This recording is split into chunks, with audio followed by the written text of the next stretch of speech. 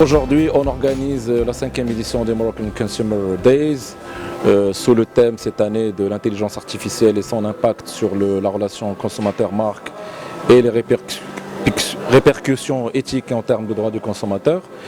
Cette 5e édition est en quelque sorte l'aboutissement d'un processus de développement et d'amélioration de notre événement depuis 2007. Ce n'est pas rien. Voilà. Donc depuis le premier jour, on a eu comme ambition de servir de plateforme et de table de discussion qui réunit tous les acteurs concernés par la thématique de la consommation au Maroc, à savoir l'État représenté par le ministère de l'Industrie et du Commerce, les consommateurs représentés par les associations et fédérations de défense des droits du consommateur, ainsi que les marques, et bien sûr sans oublier les médias et les autres intervenants. Autre ambition aussi, c'était le fait de devoir coller chaque année à la thématique d'actualité, d'où justement le choix de l'intelligence artificielle. Donc on pense avoir pu tenir en quelque sorte et jusqu'à une certaine mesure notre promesse et notre ambition, et ça nous encourage à aller de l'avant encore et encore, Inch'Allah.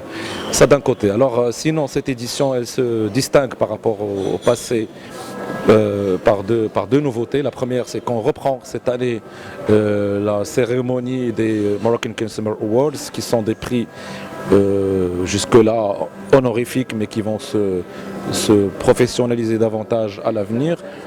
Ces prix-là, ils visent à récompenser et à encourager les marques à en faire davantage envers le consommateur marocain.